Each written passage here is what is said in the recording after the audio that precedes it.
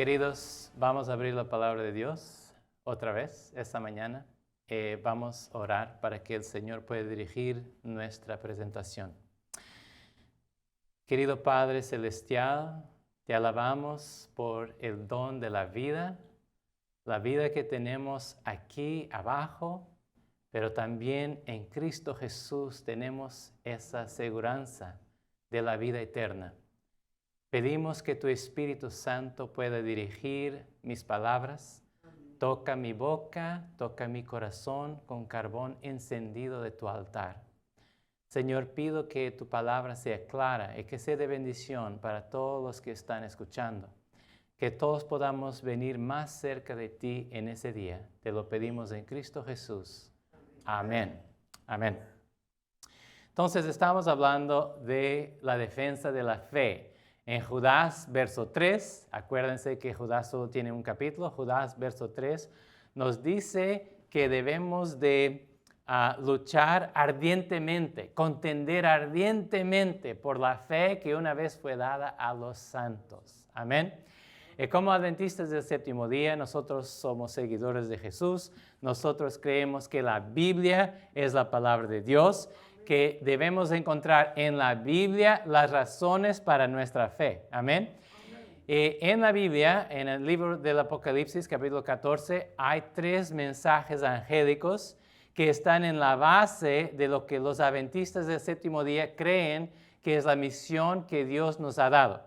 Debemos no solamente proclamar, pero vivir estos mensajes. Debemos conocer estos mensajes muy bien, porque se te preguntan, ¿por qué eres tú un adventista del séptimo día? Pues bíblicamente las razones para ser adventistas del séptimo día, pues encontramos en los libros especialmente de Daniel y Apocalipsis y especialmente en los 3 mensajes angélicos. Ayer por la noche hablamos del primer mensaje. Hemos visto cómo es tan importante, tantos detalles ahí, pero especialmente el anuncio del juicio que nos lleva a pensar en el santuario celestial. De eso hablamos. Ahora, cuando mi niño era bien chiquitito, ahora tiene 15 años, pues hace 10 años atrás, cuando él tenía 5 años, yo siempre le contaba historias de la Biblia. Cuando se iba a acostar, siempre le contaba una historia de la Biblia. A él le gustaba. Y entonces, pasado algunos años, pues le contaba historias desde que estaba en el vientre de su mamá y hablaba para el vientre de mi esposa. Entonces, pasados 5 años, él ya conocía todas las historias que yo le había contado.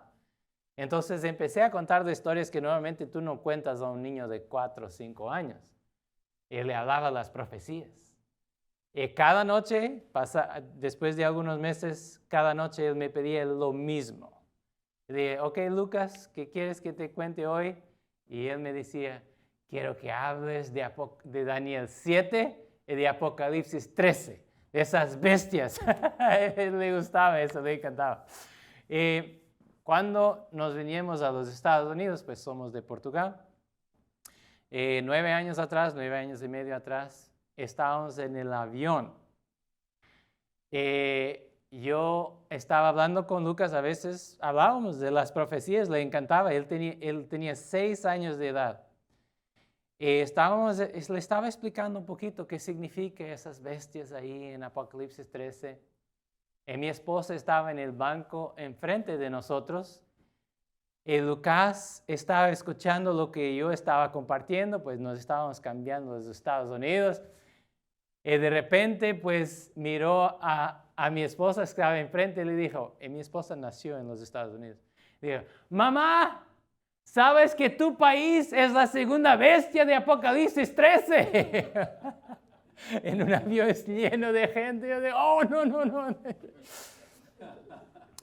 Sí, querido, que la verdad es para decir, es para presentar, aunque hay un momento y hay una manera, ¿verdad? Hoy quiero hablarles de la fe y la verdad. Yo creo que el segundo mensaje angélico nos habla de una verdad muy importante. Hay que conocerla y hay que predicarla bien. Juan capítulo 14, verso 6, Jesús nos dice, yo soy el camino, la verdad y la vida. En Apocalipsis 3:14, al principio del mensaje de la Odisea, Jesús ha dicho que Él es el testigo fiel y verdadero. Jesús siempre habla la verdad. Proverbios 27, versos 5 y 6, leemos, mejor es reprensión manifiesta o abierta que amor oculto. Si tú amas mucho a una persona, pero nunca le haces saber que le amas, nunca le haces nada bueno, pues ¿cómo vas a saber? Mejor es reprensión abierta que amor oculto. Fieles son las heridas del que ama, pero importunos los besos del que aborrece. Hay una verdad que debe de ser proclamada, encontramos en el segundo mensaje angélico. No es una verdad fácil de proclamar, pero es la verdad, debemos hablarla en amor. Efesios 4:15 habla, sino que siguiendo la verdad en amor, crezcamos en todo en aquel que es la cabeza, esto es Cristo. ¿Por qué es importante hablar la verdad?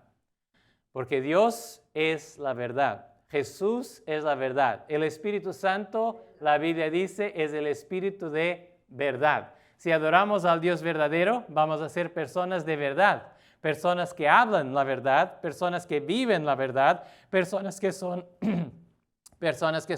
verdaderas. Juan capítulo 8, verso 44 nos dice que el enemigo de Dios es el contrario. Vosotros sois de vuestro padre el diablo, y los deseos de vuestro padre queréis hacer. Jesús estaba hablando a algunos de los líderes del pueblo de Israel en su tiempo.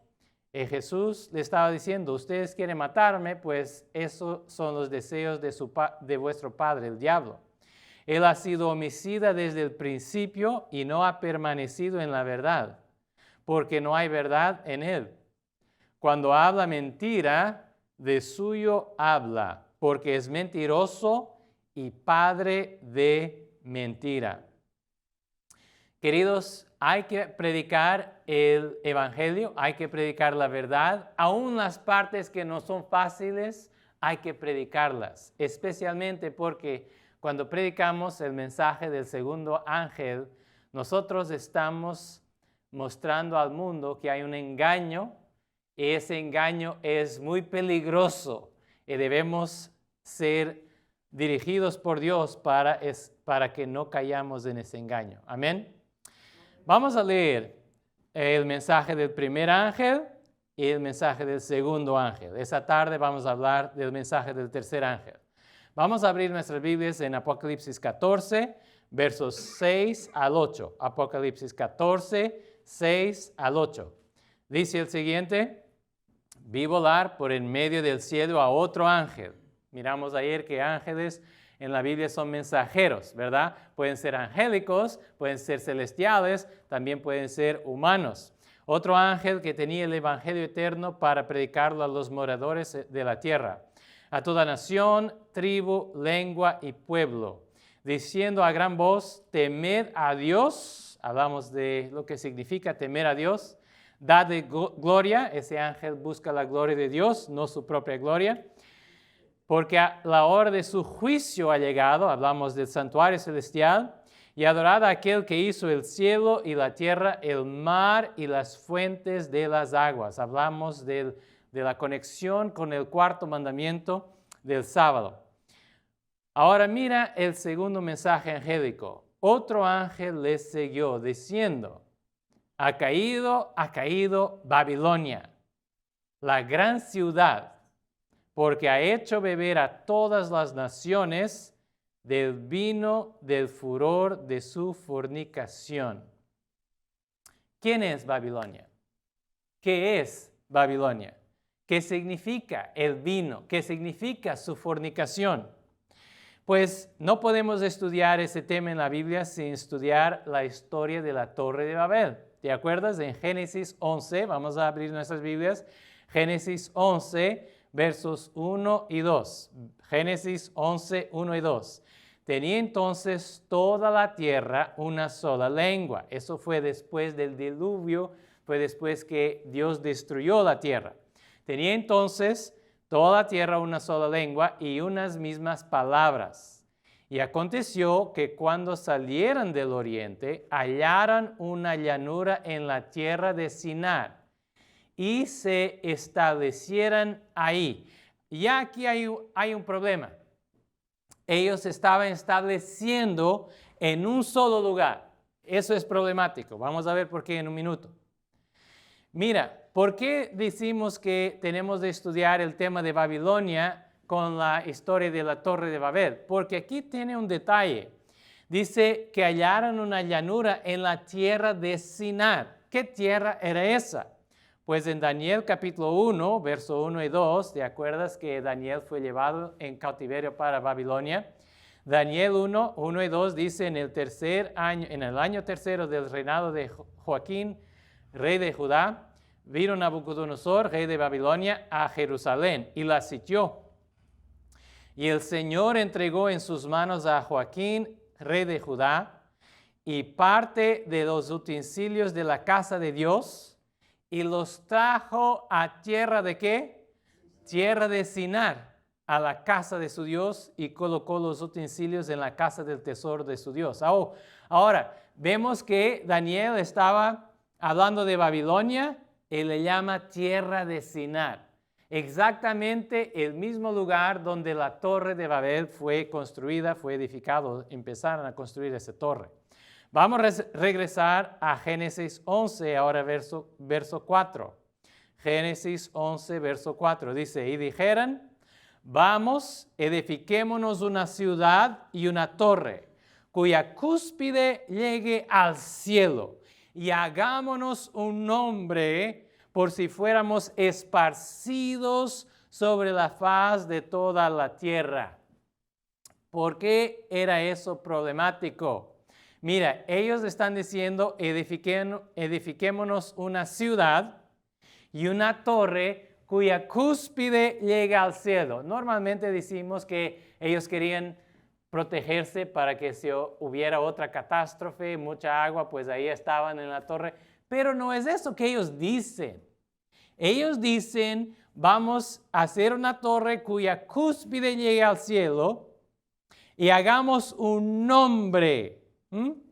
Un nombre, por si fuéramos esparcidos sobre la faz de toda la tierra. No querían ser esparcidos, no querían ir a toda la tierra, querían hacer un nombre para ellos mismos, querían estar en un lugar y querían una torre que llegue al cielo por sus propias obras. ¿Por qué era eso problemático? Génesis capítulo 9, verso 1 nos dice que Dios bendijo a Noé, bendijo Dios a Noé y a sus hijos. Génesis 9:1, bendijo Dios a Noé y a sus hijos y les dijo, fructificad y multiplicaos y llenad la tierra. ¿Qué dijo Dios a Noé y a sus descendientes? Que ellos deberían ir a toda la tierra, deberían esparcirse por la tierra. Pero aquí estaba el espíritu de desobediencia. Dios dice una cosa, pero yo quiero hacer otra. El espíritu de Babilonia es el espíritu de desobediencia a Dios. Es un espíritu también de salvación por obras humanas. Ellos querían llegar al cielo por ellos mismos. Es el espíritu de exaltación propia. Ellos dicen, vamos a hacer un nombre para nosotros. Mira, el primer ángel nos dice que debemos dar gloria a Dios. El segundo ángel te está diciendo que hay un poder en esa tierra que busca gloria para sí mismo. Y ese poder no es dirigido por Dios. También Génesis 11, verso 9, Génesis 11, verso 9 nos dice, por esto fue llamado el nombre de ella Babel, porque ahí confundió, Babel significa confusión, porque ahí confundió Jehová el lenguaje de toda la tierra, y desde ahí los esparció sobre la faz de toda la tierra. Entonces miramos que Babilonia es un poder que significa desobediencia a Dios, es un poder que habla de salvación por obras humanas, la tentativa de llegar al cielo por su propio esfuerzo, es un poder que se exalta a sí mismo y es un poder en que hay mucha confusión. Hay diferentes ideas diferentes teologías en ese poder. Pero vamos a ver otras características de Babilonia. Mira, ¿te acuerdas en Daniel capítulo 5, verso 19? Nos habla de la historia cuando Daniel se paró enfrente de Belsasar. Le dijo la historia de su abuelo Nabucodonosor. Y habló así, Daniel 5:19, por la grandeza que le dio, todos los pueblos, naciones y lenguas temblaban y temían delante de él. A quien quería mataba y a quien quería daba vida. Engrandecía a quien quería y a quien quería humillaba. Eso es muy interesante. Babilonia estaba construida en un sistema en que el rey era un tirano. Él hacía lo que quería. No tenía de dar cuentas a nadie. Se quería matar a alguien, mataba a alguien. Se quería engrandecer a alguien, engrandecía a alguien. Ese poder sería un poder de Babilonia, sería un poder en el mundo con un hombre que estaba ahí con poder absoluto, haciendo lo que quería, mandando matar quien quería mandar matar. ¿Será que hemos visto un poder así en la historia? Pues yo creo que sí. Es un poder contrario a la verdad. Cristo Jesús tiene todo el poder, ¿sí o no? Oh, sí, pero mira cómo Jesús habló con sus discípulos la noche en que fue traicionado. Lucas 22, 24 al 26. Hubo también entre ellos, cuando estaban ahí sentados para empezar la Santa Cena. Jesús quería establecer esa ceremonia tan especial, pero hubo también entre ellos una disputa sobre quién de ellos sería el mayor. Pero él les dijo, los reyes de las naciones se enseñorean de ellas, y los que sobre ellas tienen autoridad son llamados bienhechores. Mas no así vosotros, sino sea el mayor entre vosotros como el más joven, y el que dirige como el que sirve. En la verdadera iglesia de Dios, los dirigentes son siervos, no son señores para ser adorados, son siervos. Amén. Pero infelizmente hay un poder donde los dirigentes son adorados. También hay otra característica. Les voy a dar hoy 20 características, ¿ok? Voy en número 6. Adoración de imágenes. ¿Te acuerdas? Daniel capítulo 5, verso 4 nos dice que Belsasar y sus mujeres y sus grandes bebieran vino y alabaran a los dioses de oro y de plata, de bronce, de hierro, de madera y de piedra. La Babilonia histórica, donde Daniel estuvo cautivo, era un lugar de paganismo, era un lugar de adoración de imágenes, era un lugar donde las personas adoraban imágenes. Para adorar sus dioses, los adoraban a través de imágenes. Hay personas que aún hacen eso hoy y dicen, oh no, yo no estoy adorando la imagen, yo estoy adorando el santo, estoy adorando la virgen o estoy adorando a Jesús, pero a través de la imagen es solo para ayudarme. Pero querido, la Biblia nos dice en el segundo mandamiento, Éxodo 20, verso 4 al 6, dice, no te harás imagen ni ninguna semejanza de lo que esté arriba en el cielo, ni abajo en la tierra, ni en las aguas debajo de la tierra. No te inclinarás a ellas, ni las honrarás o ni las servirás, porque yo soy Jehová, tu Dios, fuerte, celoso, que visito la maldad de los padres sobre los hijos, hasta la tercera y cuarta generación de los que me aborrecen, y hago misericordia a millares, a los que me aman y guardan mis mandamientos. Mira lo que no está en ese mandamiento. No está aquí, excepto si tienes una perfecta imagen de mí, ahí puedes arrodillarte y adorarla. No está ahí, ¿verdad? Si alguien hubiera sacado una fotografía de Jesús, una foto de Jesús, y después hoy tendríamos esa imagen. ¿Será que deberíamos adorar esa foto? Si fuera la misma imagen, la misma cara de Jesús, ¿será que debíamos adorar esa foto? No, querido, porque dice, de ninguna semejanza de lo que esté arriba en el cielo ni abajo en la tierra. Dios no quiere ser adorado a través de imágenes. Solo hay una imagen perfecta de Dios y esa imagen es Cristo Jesús. Y lo adoramos leyendo la palabra de Dios, leyendo los evangelios, conociendo a nuestro Salvador, leyendo toda la Biblia, porque toda la Biblia es una manifestación, una revelación de Cristo. Así conocemos a la verdadera imagen de Dios que es Cristo y lo podemos adorar como Cristo adoraba a su Padre. Se iba a un lugar, se arrodillaba y hablaba con Dios. Amén. Así debemos nosotros adorar a Dios. Ese poder también, y les voy a dar la séptima característica hoy, ese poder también lleva los habitantes de ese mundo, hasta incluso el pueblo de Dios, a tener ideas raras sobre la muerte. ¿Te acuerdas que cuando los israelitas vinieron de Babilonia, aun cuando estaban en Babilonia, ellos adoptaron algunas cosas del culto de Babilonia que eran cosas satánicas? Ezequiel capítulo 8, verso 14, Ezequiel fue un profeta para los del cautiverio.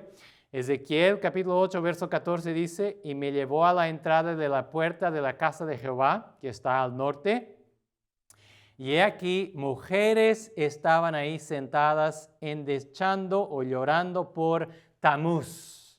Tamuz era un dios de Babilonia, aunque el culto a Tamuz involucraba inmoralidad sexual, pero también había esas ideas que Tamuz iba una parte del año, iba al mundo de los muertos, después regresaba. Esas ideas de la inmortalidad del alma vinieron de Babilonia y fueron introducidas en el seno del propio pueblo de Dios. Hoy día hay mucho cristiano que dice, oh, si tú mueres, pues te vas al cielo, ahí directamente, ¡pum! Y si no te portas bien, pues te vas al infierno. Ahí mueres, después te vas porque tienes una alma inmortal. Pero no es esa la enseñanza de la Biblia. Esa tarde vamos a ver lo que la Biblia habla. La inmortalidad del alma es una enseñanza pagana, no es una enseñanza bíblica.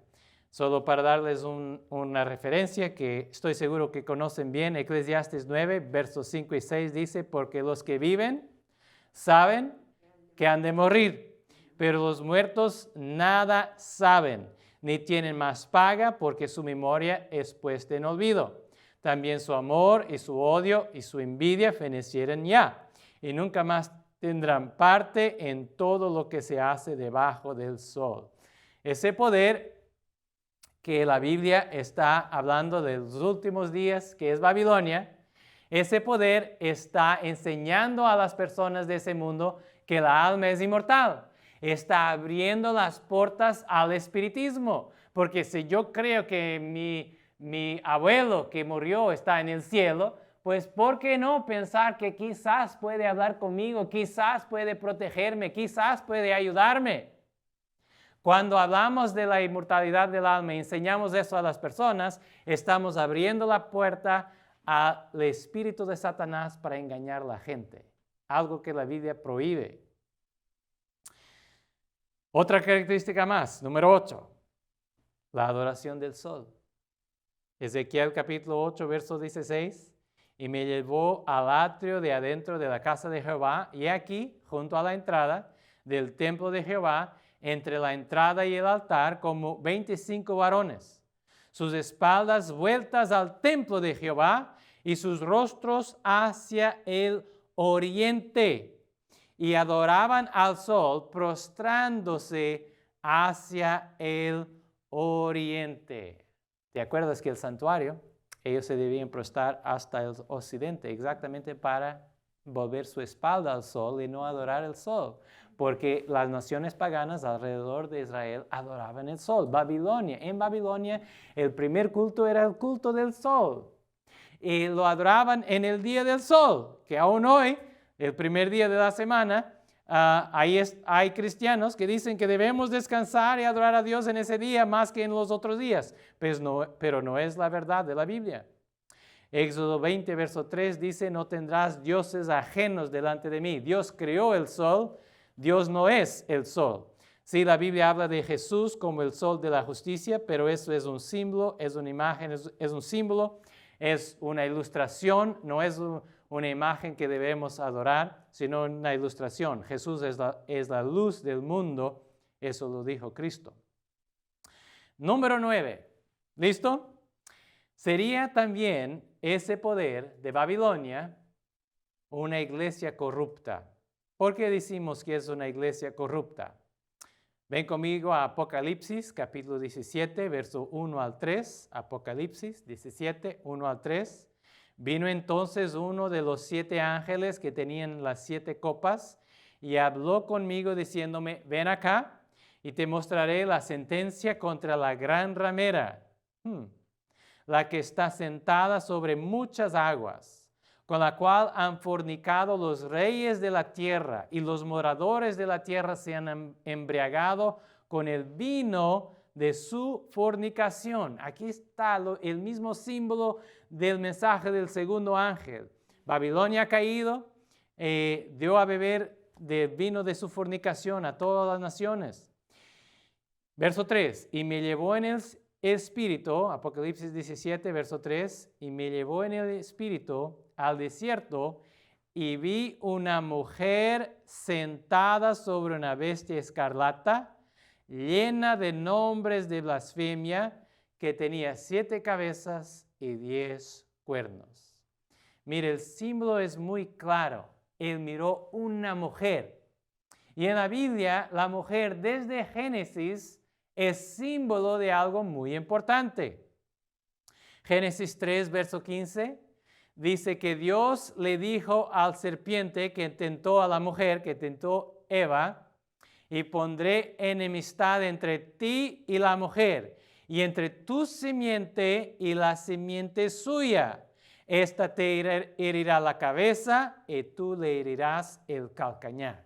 Dios pone la mujer, que ahí estaba Eva, pero Dios utiliza a la mujer como un símbolo de su pueblo. Del pueblo de Dios, del pueblo de Israel, en el Antiguo Testamento, salió la simiente que vendría a herir la cabeza del serpiente. Es decir, vino Jesús, ¿verdad? Entonces la mujer es, en el Antiguo Testamento, símbolo del pueblo de Israel. Nuevo Testamento, símbolo de la iglesia cristiana, ¿verdad? Dice Efesios 5, verso 25, maridos, amad a vuestras mujeres. Es muy interesante. Mire que la Biblia dice, mujer, respeta a tu marido, porque la tentación de la mujer es no respetar al marido. Pero a los maridos dice, maridos, ama a tu mujer, porque la tentación del marido es mirar a otras mujeres, ¿verdad? Entonces, la Biblia es muy clara, maridos, amad a vuestras mujeres, así como Cristo amó a la iglesia y se entregó a sí mismo por ella. Jesús fue fiel a su iglesia y aquí la mujer es símbolo de la iglesia cristiana. Infelizmente, ahí mismo en el seno del cristianismo surge una mujer, una iglesia, pero está corrompida. Es la madre de las rameras, es una gran ramera. Es una iglesia corrupta. Por eso, como adventistas del séptimo día, creemos que Babilonia es símbolo de una iglesia corrupta. Número 10. También Babilonia representa un evangelio falso. Deuteronomio capítulo 32, verso 14. Deuteronomio 32, 14. ¿Qué dice al final del verso? Voy a leer el verso todo contigo. Dice, mantequilla de vacas y leche de ovejas con grosura de corderos y carneros de Basán, también machos cabríos con lo mejor del trigo. Es toda la bendición que Dios había dado a Israel. Y de la sangre de la uva bebiste vino, la sangre de la uva. El vino o el suco de la uva es un símbolo en la Biblia de sangre, ¿verdad? Jesús lo utilizó así, Mateo 26, 27 al 28. Y tomando la copa, estaba sentado con sus discípulos la noche en que Jesús comió con ellos antes de morir por nosotros, tomando la copa y habiendo dado gracias, les dio, diciendo, bebed de ella todos, porque esto es mi sangre del nuevo pacto, que por muchos es derramada para remisión de los pecados. La sangre de Jesús, el verdadero evangelio. Ayer hablamos de lo que significa el evangelio eterno. Hay una iglesia en la tierra que predica el evangelio eterno, pero hay también una confusión, hay también una Babilonia, hay también un poder que predica un evangelio falso. Y la Biblia dice que todas las naciones eventualmente van a beber de ese evangelio, un evangelio falso. Pero la Biblia dice que Jesús, cuando oró esa misma noche por sus discípulos, ha dicho así en Juan 17:17, santifícalos en tu verdad, tu palabra es la verdad. Sea lo que sea que tú crees sobre el evangelio, lo debes encontrar aquí. No en lo que dicen curas o pastores, pero aquí. Hay predicadores que predican la palabra de Dios fielmente, yo espero que soy uno de ellos, pero querido, no debes creer mi palabra, debes mirar si aquí está. Y si aquí está, entonces tú debes creer. Amén. Amén. Ese poder, número 11, blasfemia de Dios. Mira verso 3 otra vez de Apocalipsis 17, Apocalipsis 17, verso 3. Acuérdate que dice que esa mujer sentada sobre una bestia escarlata está llena de nombres de blasfemia. Esa bestia y esa mujer representan una blasfemia contra Dios. ¿Qué significa blasfemar contra Dios? Pues no es solo hablar mal de Dios, porque bíblicamente en Juan 10:33, los judíos querían apedrear a Jesús. Juan 10:33, le respondieron los judíos diciendo, por buena obra no te apedreamos, sino por la blasfemia, porque tú siendo hombre te haces Dios. Pregunta, ¿Jesús era Dios, sí o no? Sí. Entonces no era blasfemia para Dios asumir los títulos y las prerrogativas, los derechos de la divindad, porque Él era Dios y es Dios eternamente. Dios bendito por toda eternidad. Romanos 9, verso 5. Dios bendito por toda eternidad es Cristo. Ahora, no era blasfemia para Jesús, pero para cualquier otro hombre, decir, yo estoy aquí en lugar de Dios, bésame la mano, pues eso es blasfemia. Eso es blasfemia, ¿verdad? Segunda Tesalonicenses, capítulo 2, verso 3 al 4. Segunda Tesalonicenses 2, 3 al 4 dice, nadie os engañe en ninguna manera, porque no vendrá sin que antes venga la apostasía y se manifieste el hombre de pecado, el hijo de perdición, el cual se opone y se levanta contra todo lo que se llama Dios o es objeto de culto, tanto que se sienta en el templo de Dios como Dios, haciéndose pasar por Dios. Miremos otras características más. Dice Apocalipsis 17, verso 4 al 5, Apocalipsis 17, verso 4 al 5, y la mujer estaba vestida de púrpura y escarlata y adornada de oro. ¿Será que hay un poder cuyos líderes se visten de púrpura y de escarlata? La Biblia es tan clara, ¿verdad? Adornada de oro, de piedras preciosas y de perlas.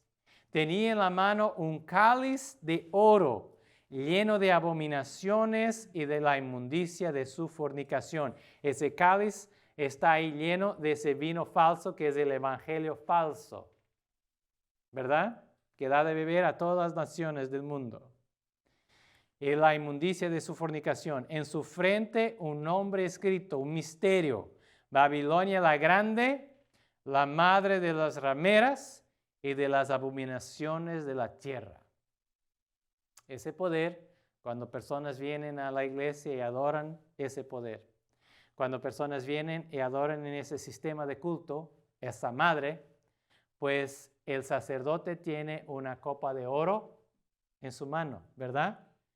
La teología de ese poder es que cuando el sacerdote da la bendición, que ese vino que ahí está se convierte en la sangre misma de Jesús y él da a beber la sangre misma de Jesús a los creyentes.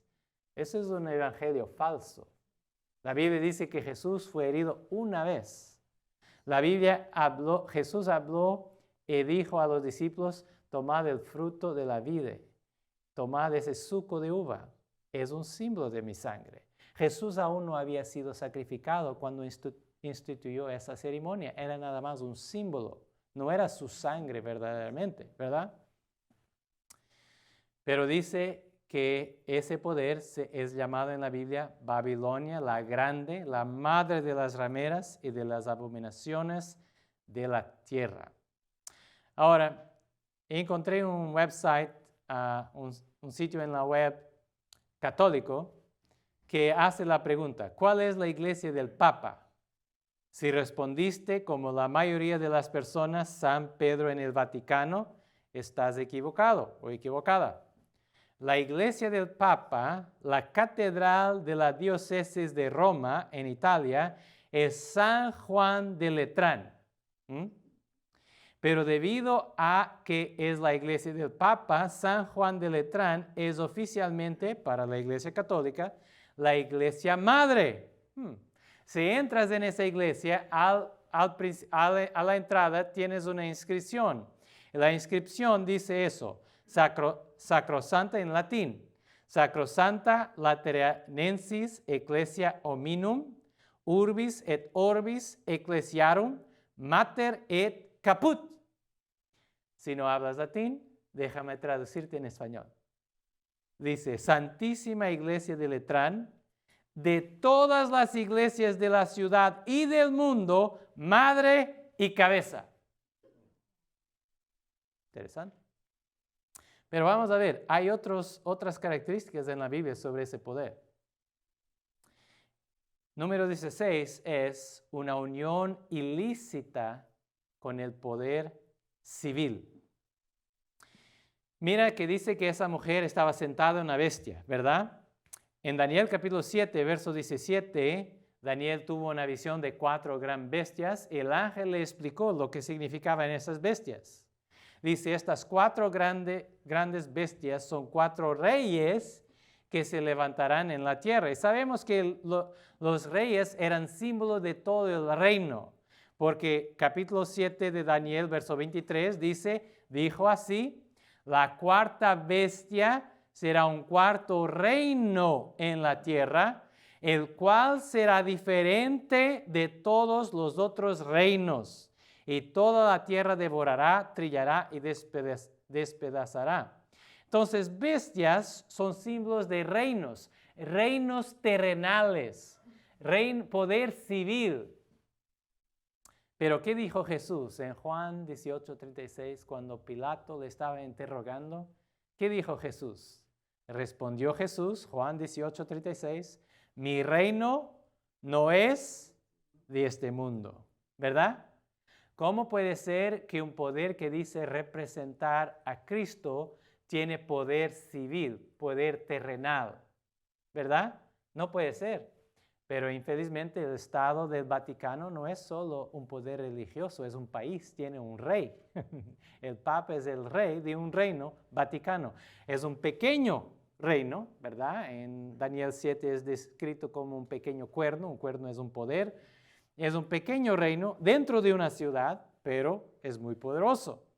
Pero Jesús dijo, mi reino no es de este mundo. Número 17. La Biblia nos dice muy claramente en 1 Pedro 5:13 que Babilonia es un nombre en clave, es un nombre código para Roma. Pedro estaba en Roma, él era el presbítero. Él era el pastor de la iglesia cristiana en Roma.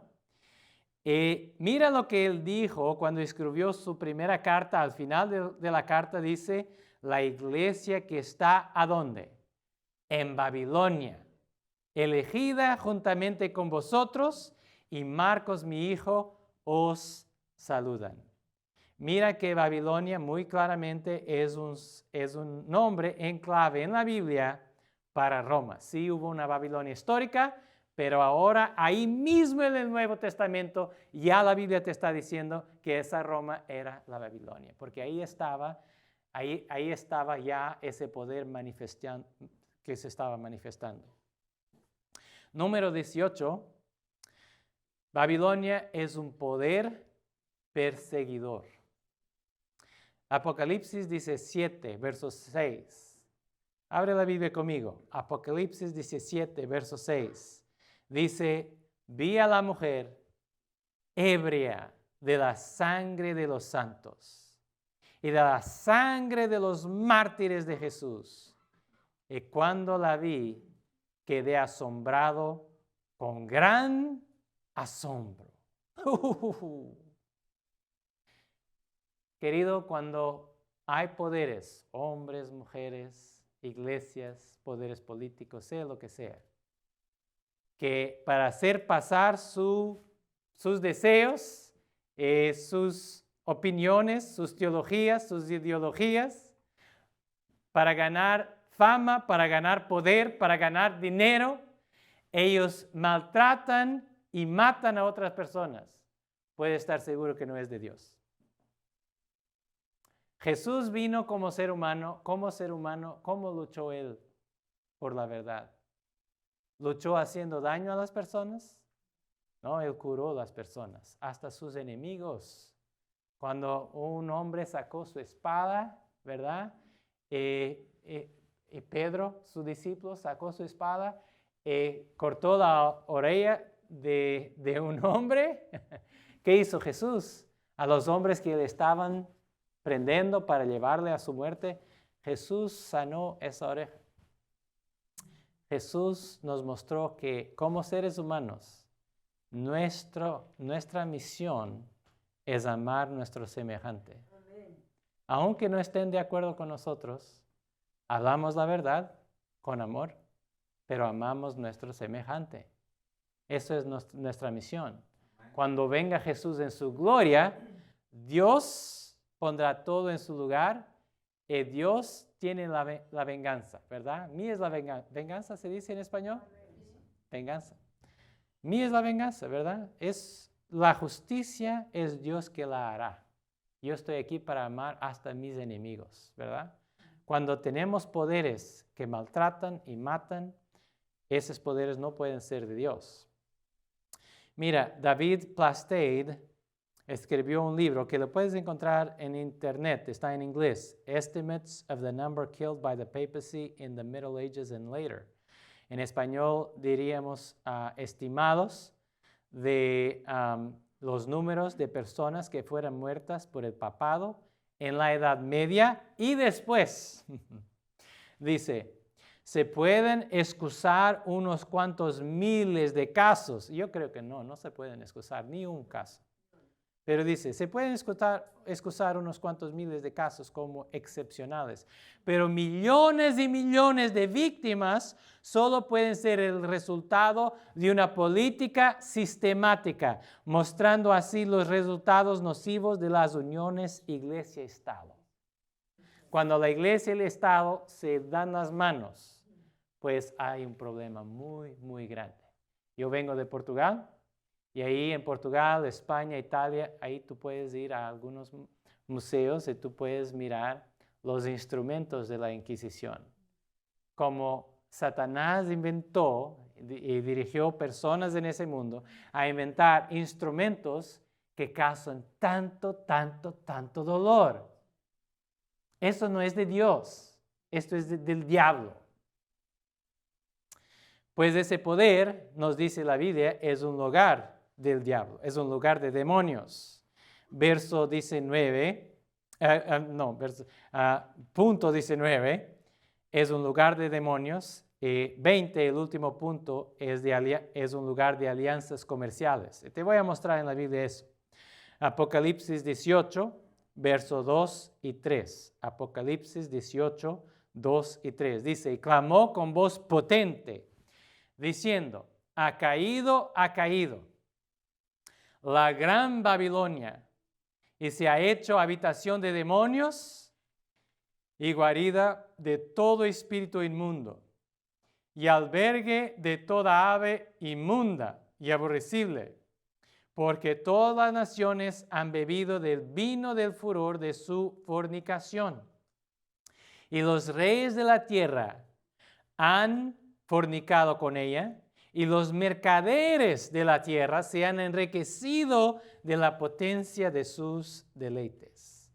Cuando estudiamos los negocios, el dinero que hay en el Vaticano, cuando estudiamos lo que ese poder ha hecho, está haciendo, y sabemos por profecía bíblica va a hacer en el mundo, miramos que no puede ser otro poder. El papado es el poder que está descrito en la Biblia como Babilonia, y no solo el papado, pero iglesias y personas y poderes en esa tierra que beban de ese vino, que asumen esas ideas, que predican y que vivan esas ideas que no son ideas de la verdad, pero son mentiras, y hay que hablar de eso con cariño, con amor. Mira, yo soy portugués, nacido en Portugal, mi papá estudió para ser sacerdote católico. Estoy muy feliz que decidió hacer otra cosa, si no yo no estaría aquí, ¿verdad? Dios se ha alabado, él cambió su idea, conoció a mi mamá, se casaron y yo nací. Dios se ha alabado por eso. Pero yo conozco bien la Iglesia Católica, con la excepción de mis papás y mi hermana. Toda mi familia es católica. Mis tíos, mis tías, mis abuelitos, pues ya fallecieron, pero eran católicos. Les quiero garantizar que mi familia, que son muy católicos, son personas excelentes. Personas que aman a Dios, personas que hacen bien a su prójimo, prójimo. Y es por eso mismo que yo tengo de predicar este mensaje.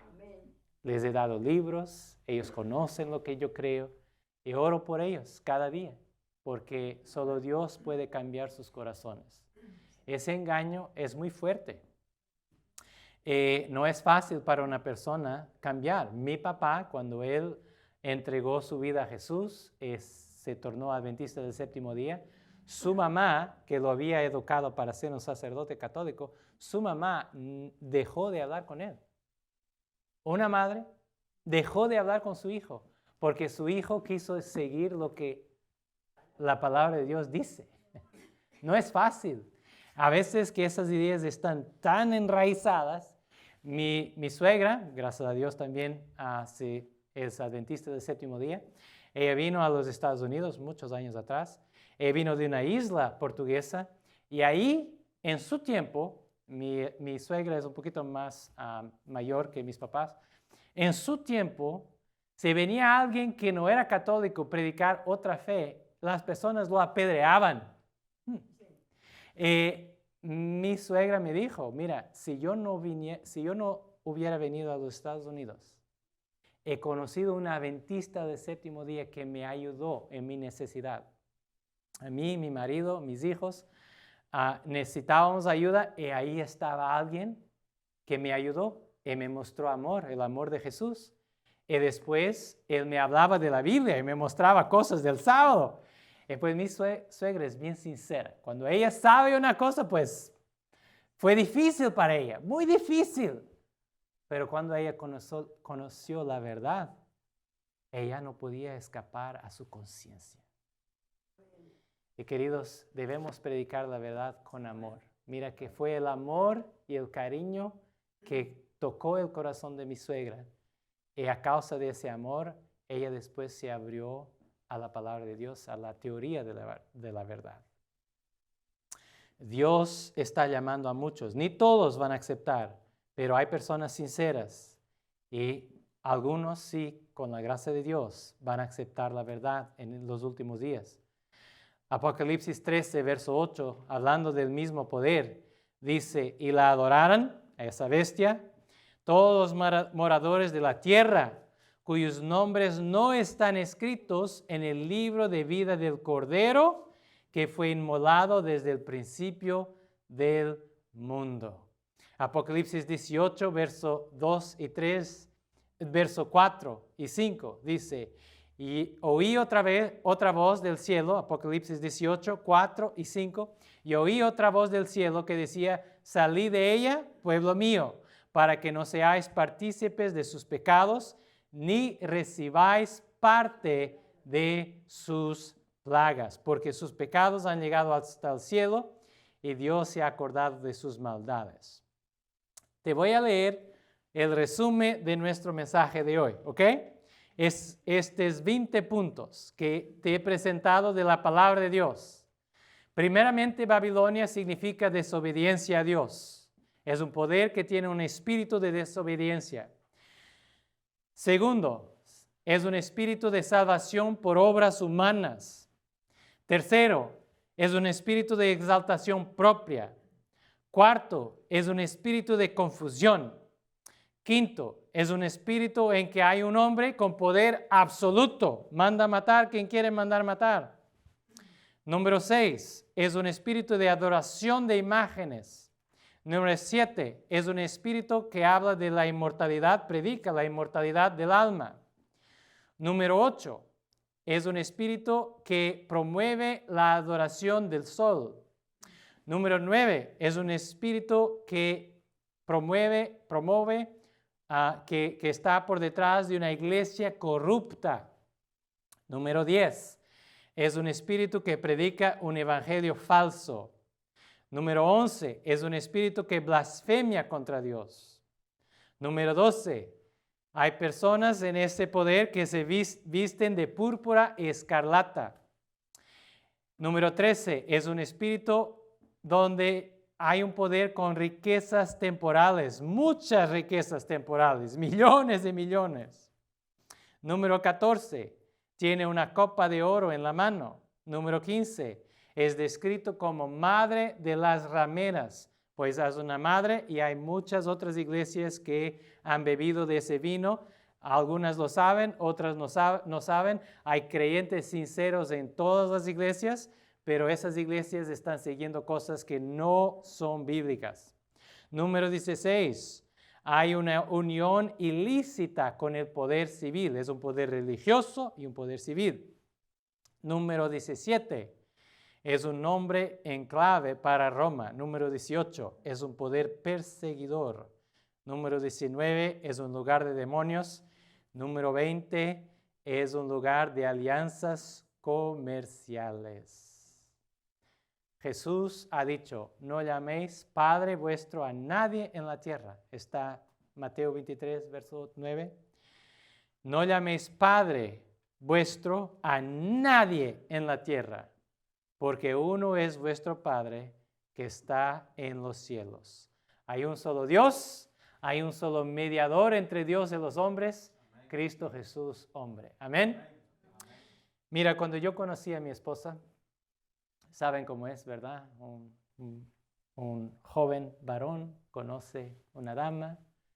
¿Qué hacemos los varones? Pues queremos mostrar cómo somos tan buenos, ¿verdad? Que seríamos un buen marido. Pero cuando yo conocí a mi esposa, hay una cosa que admiré mucho en ella y yo intenté hacer lo mismo. Desde las primeras conversaciones, aún antes de hacernos cualquier tipo de compromiso, de cualquier tipo de establecer nuestra relación, desde las primeras conversaciones empezamos a hablar de cosas que no son tan buenas en nosotros. Porque es fácil hablar de lo que es muy bueno para que la persona se enamore de ti, ¿verdad? Pero si esa persona va a vivir conmigo por toda mi vida, pues ella tiene de saber las cosas de mí que no están tan bien. Porque sería muy difícil para ella conocer esas cosas después del matrimonio, ¿verdad? ¿Por qué estoy hablando de eso hoy? Porque, queridos, en una relación de amor, la verdad es muy importante. Si amas a Dios, tú vas a querer saber la verdad sobre Dios. Si amas a las personas, vas a querer predicarles la verdad, aunque sea difícil a veces. pero hay que hablar de la verdad con amor. Amén. Oremos. Padre nuestro que estás en los cielos, gracias, Señor, porque tú nos das tu palabra y en ella encontramos la verdad, como es en Jesús, la verdad que apunta para Jesús, la verdad que nos lleva a Jesús.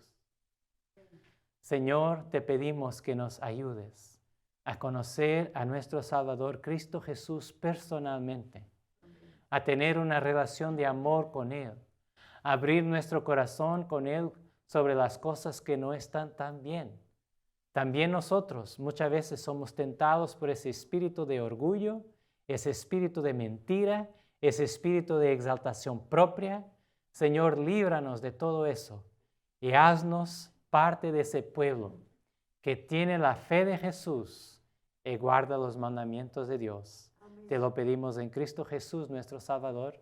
Amén.